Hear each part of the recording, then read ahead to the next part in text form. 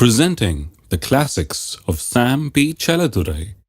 Sam P. Chaladurai அவர்களின் போதனை களஞ்சியத்திலிருந்து.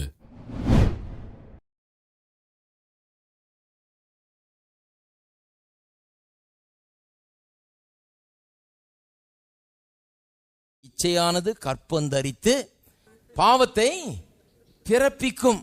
பாவத்தை பிறப்பித்த உடனே அதோடு நின்றுட்டா பரவாயில்ல. இப்போ கவனிங்க, பாவம் பூரணமாகும் போது மரணத்தை அந்த மரணம் என்ற அந்த எண்டுக்கு கொண்டாடாம விடவே விடாது. ஆதாம் பாவம் செஞ்ச போது இவ்வளவு பெரிய விளைவை அது ஏற்படுத்தும். தலைமுறை தலைமுறையா அவனுடைய பிள்ளைகளாகிய நாம் கஷ்டப்பட போறோம். தரித்திரத்திலையும் நோயிலும் சாவுலையும் கஷ்டப்பட போறோம் தெரிஞ்சிருந்தா, அந்த உலகமே பாதிக்கப்பட போகுது, இயற்கை கூட பாதிக்கப்பட போகிறது அப்படின்னு தெரிஞ்சிருந்தா, இன்றைக்கு இருக்கிற இந்த நோய், இன்னைக்கு இருக்கிற தரித்திரம், இன்றைக்கு இருக்கிற கேடுகள் அத்தனையும் அவன் பார்த்திருந்தால் அவன் அந்த பாவத்தை செய்திருப்பானா? ஒன்றும் தெரியல பாருங்க. அவனுக்கு கடவுள் சொல்லியிருக்காரு பண்ணாதுன்னு பண்ணிட்டான். ஆனால் நமக்கு கடவுள் சொன்னதும் மட்டும் இல்லை, இவ்வளவு முன்னுதாரணங்கள் நமக்கு முன்னால் இருக்குது. ஜனங்களும் இருக்கிறாங்க, நம்ம வீடுகளிலே இருக்கிறாங்க ஆளுங்க, நம்ம சமுதாயத்தில் இருக்கிறாங்க, பைபிளில் ஏராளமாக இருக்கிறார்கள். இவ்வளத்தையும் பார்த்துட்டு நாம் எப்படி செய்ய முடியும்? ஹலோ, இருக்கிறீங்களா? அப்போ நான் சொல்கிறேன், நம்ம ஆதாமோட ரொம்ப பெட்டர் பொசிஷனில் இருக்கிறோம். நம்மளை பாவம் செய்யாதுன்னு மட்டும் சொல்லலை, செஞ்சால் என்ன ஆகுன்றது அப்படியே கண்கூட பார்க்குறோம். நம்ம என்ன ஆச்சுன்றதை பார்க்குறோம். ஆதாம் செஞ்சதுனால இப்போ என்ன ஆச்சுன்னு பார்க்குறோம். நம்ம செய்கிறதுனால என்ன ஆகுன்றதுக்கு அது ஒரு எடுத்துக்காட்டாக இருக்கிறது. பாருங்க, தாவீது ஒரு உதாரணத்தை எடுத்துக்குவோம் பைபிள்லேருந்து. தாவீதை நிறைய பேர் யூஸ் பண்ணுறாங்க. எதுக்கு எடுத்தாலும் என்ன சொல்லுவாங்க, பாவம் செய்கிற ஆளுங்களுக்கெல்லாம் தாவீது ரொம்ப பிடிக்கும். தாவீதை உடனே எடுத்து பாருங்க பிரதர், தாவீது கூட தான் செஞ்சார். என்ன ஆச்சு? ஒன்றும் ஆகல பிரதர். கர்த்தர் அவரை மன்னிச்சு அவனை ஏற்றுக்கொண்டார். அவன் நல்லா இருந்தான். அவன் சாகும்போது செல்வந்தனாகவும் முதிர் வயது உள்ளவனாகவும் நல்லா செத்தான் பிரதர். நல்லா இருந்துச்சு. அவன் ஒன்றும் பிரச்சனை கிடையாது. நீங்கள் சொல்கிறீங்க பாவம் செஞ்சா அப்படி ஆகிடும் இப்படி ஆகிடுன்றீங்க. ஒன்றும் கிடையாது, நல்லா இருந்தான் அவன். கர்த்தர் அவனை மன்னிச்சார். கர்த்தர் அதுக்கப்புறம் ஒரு நாள் அந்த சப்ஜெக்ட் எடுத்துருக்கவே மாட்டார். தாவீதே ஞாபகம் இருக்கா பெத்ஷிபா அப்படின்னு ஆரம்பிச்சிருக்க மாட்டார். பரலோகத்தில் போனோன்னு அன்றைக்கி என்ன பண்ண நீ இப்படிலாம் பேச மாட்டார் கர்த்தர். ஏன்னா நம்மளாவது பேசுவோம் மொழி, அவர் அந்த சப்ஜெக்ட் எடுக்கிறதே கிடையாது. மன்னித்து மறந்து விட்டார், ஒரேடி அதை அகற்றி போட்டு விட்டார். அவனை நேசிக்கிறார் கர்த்தர், அது உண்மை. இன்றைக்கும் பாவம் செய்கிறவர்கள அவருடைய பாவத்தை அகற்றி மன்னித்து அவர்களை நேசிக்கிறார் என்பது உண்மை. அதை நான் பூரணமாக நம்புகிறேன், நீங்களும் நம்புங்க. எந்த பாவமாக இருந்தாலும் சரி, கர்த்தர் மன்னிக்கிறார், நம்ம ஏற்றுக்கொள்ளுகிறார், நம்மை மறுபடியும் நம்முடைய வாழ்க்கையை கட்டுறதுக்கு அவர் உதவி செய்கிறார். ஆனால் தாவீது மன்னிக்கப்பட்டான் உண்மைதான், கடவுளோடு நேசிச்சார் உண்மைதான். ஆனால் இந்த பாவம் மரணத்தை பிறப்பித்ததா அவனுடைய வாழ்க்கையில்? இந்த பாவத்தின் மூலமாக அவனுக்கு நேர்ந்தது என்ன என்பதை கொஞ்சம் பாருங்கள். பாவத்தின் மூலமாக அவனுக்கு என்ன ஆச்சு? அவன் என்ன விதமான கிரயம் செலுத்த வேண்டியதாக இருந்தது பாருங்க. உங்களுக்கெல்லாம் கதை தெரியும், சுருக்கமாக சொல்கிறேன். மொட்டை மாடிக்கு போனான். அங்கிருந்து இந்த அழகான பெண்ணை பார்த்துட்டு அவளை சொந்தமாக்கி கொள்ள வேணும்னு ஆசையினால் தூண்டப்பட்டு பார்த்துட்டு நின்றுருப்பான்னு நினைக்கிறேன். கடைசியில் அவளை கூட்டுவான்னு சொல்லி ஆரம்பித்து கொண்டு வந்து காரியங்கள் விபரீதமானது. கடைசியில் பார்த்தா அவளுக்கு ஒரு குழந்தை உண்டாயிடுச்சு இவன் மூலமாக. எல்லா ஆண்களும் யுத்தத்துக்கு போயிருக்கிறாங்க. அவளுக்கு ஒரு புருஷன் இருக்கான், அவனும் யுத்தத்தில் ரொம்ப முக்கியமான ஆள். தாவீதுக்காக யுத்தம் பண்ண போயிருக்கான். அவன் திரும்பி வந்தால் கேட்பான்ல, எப்படி கற்பமான நான் போயிருந்த நேரத்தில் அப்படின்னு. அதனால புருஷனை கூப்பிட்டு வர சொல்லி அவனை கொஞ்ச நாள் வீட்டில் இருக்க சொன்னால், அப்புறம் பழி அவன் மேலேயே போட்டுடலாம், நீ தான் வீட்டுக்கு வந்துட்டு போனிய அப்படின்னு சொல்லி அவன் வீட்டுக்கு வர சொல்கிறான் பாருங்க. ஆனால் அவன் அவ்வளோ பெரிய உத்தமன். அவன் வந்தவன் வீட்டுக்கு போல இவன் வாசப்படியே படுத்து கிடக்கிறான். ஏன்னா அவனுக்கு என்னென்னா, எல்லாரும் யுத்தம் பண்ணிட்டு இருக்கிறாங்க, நான் கடவுளை நேசிக்கிறேன், என் ராஜாவை நேசிக்கிறேன், என் தேசத்தை நேசிக்கிறேன், நான் மட்டும் போய் என் வீட்டில் எப்படி சுகமாக இருக்க முடியும் அப்படின்னு சொல்லி ராஜாவுடைய வாசப்படியே படுத்து கிடக்கிறான் பாருங்க. படுத்து கிடந்துட்டு அவன் பாட்டுக்கு திருப்பி யுத்தத்துக்கு போயிட்டான். தாவீதுக்கு ரொம்ப ஏமாற்றம் ஆயிடுச்சு. என்னடா இது இவ்வளோ கஷ்டப்பட்டு இப்போ செட்டப் பண்ணால் இது ஒன்றும் ஒர்க் அவுட் ஆக மாட்டேங்குதுன்னு சொல்லி கடைசியில் அங்கேயே வச்சு அவனை கொலை செய்யறதுக்கு ஏற்பாடு பண்ணுறான் பாருங்க. யுத்தத்தில் இவனை முன்னால் அனுப்ப சொல்லி எல்லாரையும் பின்னால் வாங்கிடுங்க, எல்லாம் இவன் போய் சாகட்டும்னு சொல்லி முன்னால் இவனை ஃப்ரண்ட் லைனில் பேட்டில் அனுப்பிச்சு அநியாயமாக இந்த ராஜாவையும் இந்த தேசத்தையும் கடவுளையும் நேசித்த ஒரு மனுஷனை அப்படியே பெட்ரே பண்ணுறான். அவனுடைய நம்பிக்கைக்கு துரோகத்தை அவன் விளைவிக்கிறான். அந்த கதையெல்லாம் வாசித்தீங்கன்னா கண்ணீரை வந்துடும். அப்பேற்பட்ட ஒரு சோக கதை அது. அவ்வளோ நல்ல ஒரு ஆசாமியை கொண்டு போய் அவ்வளோ அநியாயம் பண்ணி அந்த யுத்தத்தில் அவனை கொலை பண்ணி அவன் சாகிற வரைக்கும் அது பண்ணி எல்லாம் பண்ணி கதையை முடிக்கிறான் பாருங்க. ஆனால் கதை முடியவில்லை. அதுக்கப்புறம் கர்த்தர் அவனை மன்னிச்சார், நல்லாகிட்டார். அப்படி கிடையாது. கான்சிக்வன்சஸ் என்ன, அதனுடைய பலாபலன்கள் என்ன? பலாபலன்கள் என்னன்னா, அவர்களுக்கு பிறந்த குழந்தை மரித்து விட்டது முதல்ல. ரெண்டாவது, ஏற்கனவே இப்போ 2 மரணம் ஆயிடுச்சு. அவள் கணவர் செத்தாச்சு, இப்போ பிள்ளை. இவன் பாவம் பாருங்க, 2 மரணத்தை எவ்வளோ குயிக்காக கொண்டாந்துருச்சுன்னு. விளைவுகள் பாருங்க, 2 மரணம் ஆயிடுச்சு இப்போ. அப்புறம் இவனுடைய மகன் ஒருத்தன், அம்னான் ஒருத்தன், தாமார் என்கிற இவனுடைய மகளையே கற்பழித்து விட்டான். தாவீதினுடைய மகன் கற்பழித்தான். அந்த பெண் கற்பழிக்கப்பட்டவள் அது முதற்கொண்டு ஒரு நாள் அதிலிருந்து ரெக்கவர் ஆகவே இல்லை. அப்படி பாழாய் போனவளாக அவள் வாழ்நாளையே கழிக்க வேண்டியதாக போயிடுச்சு. அவள் வாழ்க்கையே பாழா போயிடுச்சு, வாழாவட்டியாக போயிட்டா. அவ்வளோதான், சந்தோஷம் இல்லாமல் வாழ்ந்தாள். அந்த அம்னான் என்கிற அந்த கற்பழித்த அந்த பையனை இன்னொரு சகோதரன் அப்சலோம் என்கிறவன் ஆளை வச்சு அவன் கொன்னுட்டான். இன்னொரு மரணம் அப்படியே மல்டிப்ளை ஆகுது பாருங்க, ஒன் ஆஃப்டர் another. அவனோட முடிஞ்சில்லை, அந்த பாவம் அதோட முடிஞ்சில்லை, வளர்ந்துக்கிட்டே இருக்குது. இந்த வஞ்சனை எங்கே கொண்டு போய், பாவத்தின் சம்பளம் மரணம்ன்றது எவ்வளோ பெரிய உண்மை பாருங்க. அந்த அப்சலோம் அம்னானை கொண்டான், இது 3வது மரணம். அதுக்கப்புறம் அந்த அப்சலோம் என்கிறவன் ராஜாவாகிறதுக்கு வரிசையில் இருக்கிறான் பாருங்க. தாவீதுக்கு அப்புறம் ராஜாவாக வேண்டியவன். அவன் என்ன பண்ணான், தாவீது இருக்கும்போதே அவனுக்கு விரோதமாக கிளம்பி ஆட்களை திரட்டி இவனை ஓட ஓட விரட்டி, தாவீது வயசான காலத்தில் உட்கார்ந்து சாப்பிட்டு அனுபவிக்க வேண்டிய பெரிய ராஜா ஓடி ஓடி ஓடி அலையிறான். தன்னுடைய உயிரை காப்பாற்றுக்கிறதுக்கு ஓடிக்கொண்டிருக்கிறான், குகையாக ஓடிக்கொண்டிருக்கிறான். அப்சலோமுக்கு பயந்து ஓடுற வாழ்க்கை, பரதேசிய ஓடிக்கொண்டிருக்கிற அலையிற வாழ்க்கை. ஒரு ஆசீர்வாதம் இல்லை பாருங்க. கடைசியில் யுத்தத்தில் அப்சலோமை கொன்னுடாதீங்க, என் மகனை கொன்னுடாதீங்கன்றான். கடைசியில் அவன் செத்துறான். அப்சலோம் கொல்லப்படுகிறான் அந்த யுத்தத்தில். 4வது மரணம். கடன்னு பாருங்க, மரணத்தின் மீது மரணம், குடும்பமே பாழா போச்சு எல்லாம். நான் கேட்குறேன், தாவீது அந்த மொட்டை மாடியிலிருந்து பெத்ஷெபாவை பார்த்து கொண்டிருக்கும் போது இவ்வளோத்தையும் யாராவது ஒரு சினிமா மாதிரி போட்டு காமிச்சிருந்தாங்கன்னா, அப்பா பார்க்குறேன், சரி இதை பண்ணினா அடுத்தது நடக்க போகிறது இதுதான் அப்படின்னு போட்டு காமிச்சிருந்தாங்கன்னா, அல்லது யாராவது சொல்லியிருந்தாங்கன்னா 1 2 3 4 இப்படி தான் நடக்க போகுது, இதுதான் உன் வாழ்க்கை, ஃப்யூச்சர் இப்படி தான் இருக்க போகுது, நீ துண்டை காணும் துணியை காணும் ஓடிட்டு இருக்க போகிற, காடு அலைய போகிற, ஒரு ராஜாவை மாதிரி வாழ போகிறது இல்லை, வெட்கி கேவலம். அந்த அப்சலோம்ன்றவன் பண்ண அநியாயத்தை கேட்டிங்கன்னா என்ன பண்ணுறீங்க, இவனுடைய மனைவிகளை கொண்டு போய் ஒரு மெத்தையில் கொண்டு போய் எல்லாருக்கும் முன்னால் அவன் அவர்களை கேவலப்படுத்துகிறான், அனுபவிக்கிறான். அந்த மாதிரி அப்படியே வெட்கி தலகுனின்னு நாண்டுக்கிட்டு சாகலாம் இவனது. அந்த மாதிரி ஒரு வெட்கக்கேடான ஒரு நிலை பாருங்க, சொல்கிறதுக்கு கூட அவ்வளோ அசிங்கமாக இருக்குது. அப்பேற்பட்ட ஒரு காரியம் நடக்குது அவனுடைய குடும்பத்தில் நடக்கிறது. இதெல்லாம் யாராவது சொல்லியிருந்தாங்கன்னா அவன் செய்திருப்பானா, தாவீது அதை செய்திருப்பானா? எல்லாம் அமைதல் ஆயிட்டீங்கலாம். இதை மாதிரி அமைதல் வந்ததே கிடையாது. இவ்வளவு சொல்லியிருந்தா அவன் செய்திருப்பானா?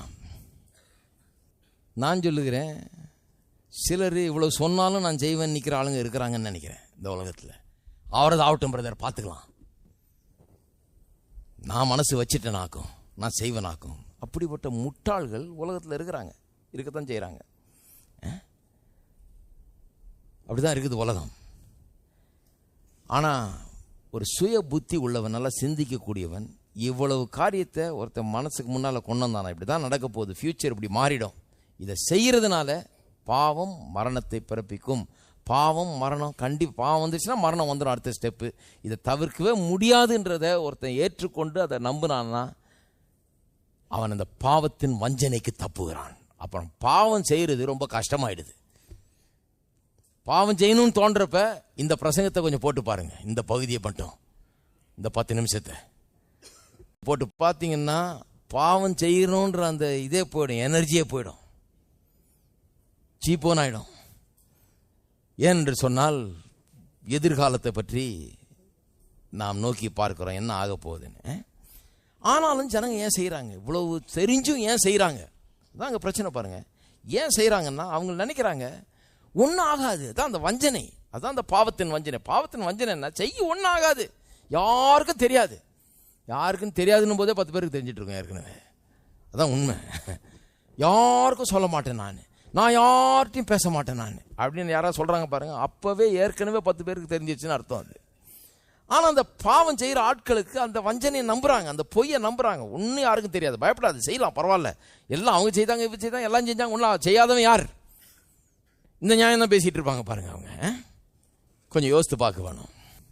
அதனால மரணம் இல்லாத பாவம்னு ஒன்று கிடையவே கிடையாது. நீதிமொழிகள் இப்படி சொல்லப்பட்டிருக்கு, can a man take fire in his bosom and not be burned? ஒரு மனுஷன் தன்னுடைய மடியில் நெருப்பை எடுத்துக்கொண்டு போட்டுட்டு வேகாமல் இருக்க முடியுமா? சுட்டு கொள்ளாமல் இருக்க முடியுமா? சிலர் நினைக்கிறாங்க மடியில் நெருப்பையும் போட்டுட்டு சுட்டுக்கலாமல் இருக்கலான்னு. முடியாது. மடியில் நெருப்புனா கண்டிப்பாக சுடுபடும். அப்போ பாருங்க, பாவம் செஞ்சால் அதுக்கு மன்னிப்பு உண்டு. கர்த்தர் மன்னிப்பாரா? மன்னிப்பார். ஆனால் அதை விட மேலான வழி ஒன்று இருக்கிறது. அது என்ன? பாவம் செய்யும்படியாக நம்முடைய அவயவங்களை ஒப்பு கொடாமல் நீதியை நடப்பிக்கும்படியாக நம்முடைய அவயவங்களை ஒப்பு கொடுக்க வேண்டும். இருக்கிறீங்களா? தாவீது ஏதாவது ஒரு பாயிண்ட்ல இது நிறுத்திருக்க முடியும்னு நினைக்கிறீங்களா? இது நடக்காம நிறுத்திருக்க முடியும்னு நினைக்கிறீங்களா? 2 சாமுவேல் 11ஆம் அதிகாரம் 1-2 வசனங்களை வாசித்து பாருங்க. அங்கதான் அந்த கதையை தொடங்குது பாருங்க.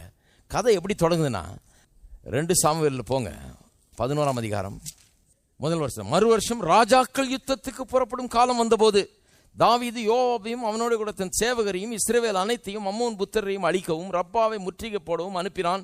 தாவீதோ எருசலேமில் இருந்து விட்டான். நல்ல கவனிங்க, ராஜாக்கள் யுத்தத்துக்கு போகும் காலம் வந்தபோது, ராஜாக்கள் யுத்தத்துக்கு ஆள் அனுப்பும் காலம் வந்த போதுன்னு சொல்ல, ராஜாக்கள் போனோம். இவன் யுத்தத்துக்கு போறதுக்குனே அனாயிண்டிங் பெற்றவன், கோலியாத்துகளை ஜெயிக்கும்படியாகவே அபிஷேகம் பெற்றவன், பெரிய யுத்தங்களை வெல்லும்படியாக அழைக்கப்பட்டவன். இதுதான் அவனுடைய அழைப்பு, இதுதான் அவனுடைய ஊழியம், இதுதான் அவனுடைய வேலை. பாருங்க, இந்த வேலையை செய்யாம வீட்டில் உட்காந்துட்டு இருக்கிறான். எல்லாரையும் அனுப்பிச்சிட்டு நீங்க போய் செய்யுங்கன்ட்டு. இப்போ சொகுசு கண்டாச்சு, நான் இங்கேயே உட்காந்துக்கிறேன்ட்டு எல்லாரையும் அனுப்பிச்சிட்டு இவன் உட்காந்துட்டு இருக்கிறான். பாருங்க, அதுல தான் பிரச்சனையே ஆரம்பிச்சுது.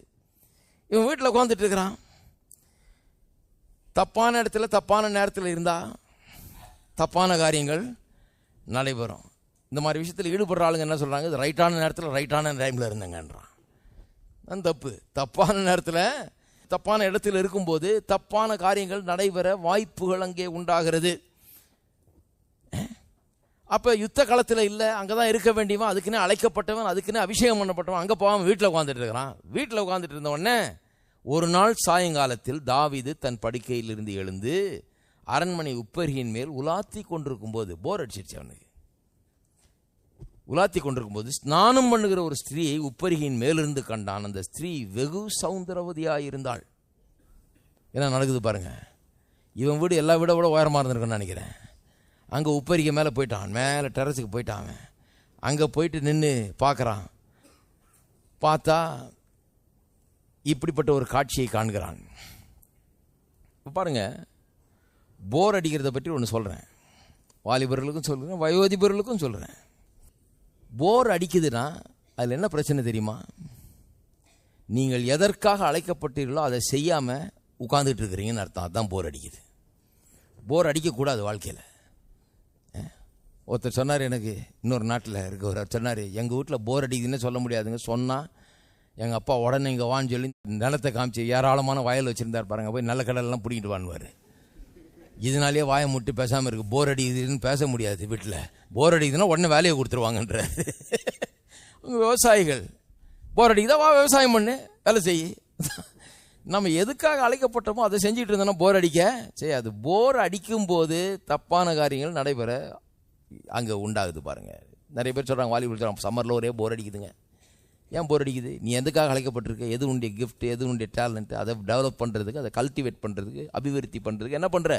அதுக்கு நேரத்தை செலவழிக்க ஆரம்பித்தா நேரம் பத்தாது, போர் அடிக்காது, வேலை செய்து மாளாது, அவ்வளோ வேலை இருக்கும். அங்கே போய் அங்கே நின்றுக்கிட்டு அங்கேருந்து பார்க்குறான் பாருங்க. அங்கேருந்து பார்த்தா இப்படி ஒரு காட்சி. அவன் எங்கே நிறுத்திருக்கலான்னு சொல்கிறீங்க? இவ்வளோ பெரிய கேடான விளைவுகளை எங்கே தடுத்து நிறுத்திருக்கலான்னு சொல்கிறேன். நான் சொல்லுகிறேன், அவன் பார்த்தான் பாருங்க. பார்த்த உடனே, சே நான் என்ன இதை பார்த்துக்கிட்டு இருக்கிறேனே, நான் எப்பேற்பட்ட ஒரு ராஜா, எவ்வளோ உயர்ந்த ஸ்தானத்தில் இருக்கிறேன், எனக்கு இப்படி ஒரு அவலட்சணமான வேலை தேவையா? இது என்னை எங்கே கொண்டு போய் விடும்? இது என்னை எப்படி நாசமாகும்? கர்த்தர் எனக்கு எவ்வளோ பெரிய மரியாதையை கொடுத்துருக்கிறார், எவ்வளோ பெரிய அந்தஸ்தை கொடுத்துருக்கார், எப்படி என்னை ஆசீர்வச்சிருக்கிறாரு, எவ்வளோ நன்மையை கடவுள் எனக்கு செஞ்சுருக்கிறார். நான் இப்படி செய்யலாமா? இது எனக்கு தேவையா? இந்த காட்சி எனக்கு தேவையா? அப்படின்னு சொல்லி உடனடியாக அந்த காட்சியை பார்ப்பதை நிறுத்தி விட்டு இறங்கி வந்திருந்தான்னா எதுவுமே நடந்திருக்காது. ரொம்ப ஆசீர்வதிக்கப்பட்ட ஒரு வாழ்க்கை அவனுக்கு உண்டாயிருந்திருக்கும். இருக்கிறீங்களா? நிறுத்தியிருக்க முடியுமா? முடியும். எப்போ நிறுத்திருக்கணும்?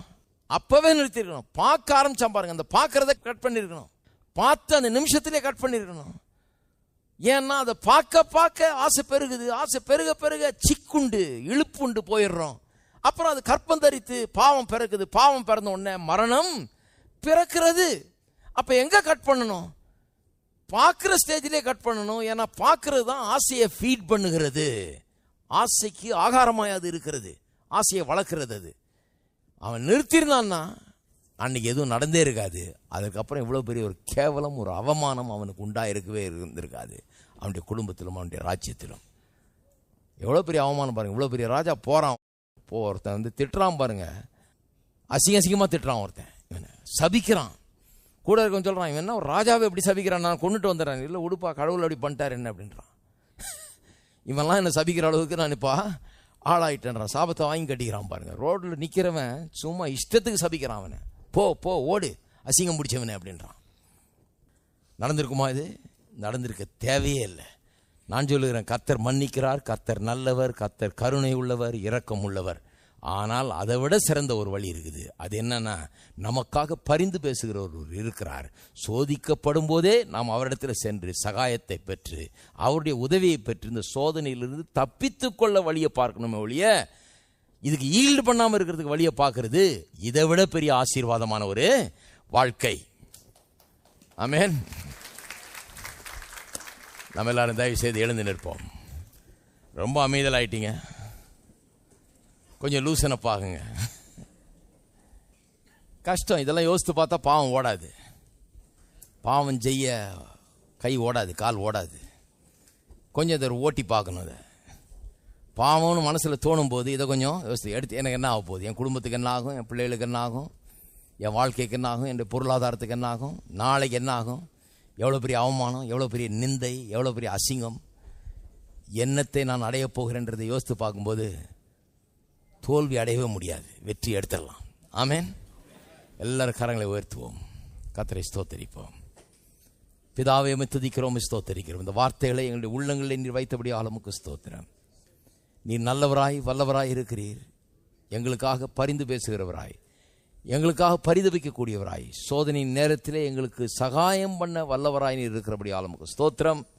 இருக்கிற ஒவ்வொருவருக்கும் நீர் சகாயராய் இருக்கிறீர். கர்த்தர் எனக்கு சகாயர், நான் பயப்படேன்.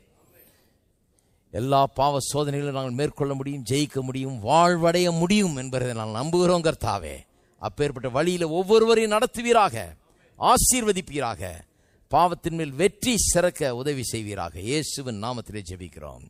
ஆமென். நம்முடைய கர்த்தராகிய இயேசு கிறிஸ்துவின் கிருபையும் பிதாவாகிய தேவனுடைய அன்பும் பரிசுத்த ஆவியானவருடைய ஐக்கியம் நம் அனைவரோடும் இன்றைக்கும் என்றைக்கும் இருப்பதாக. ஆமென்.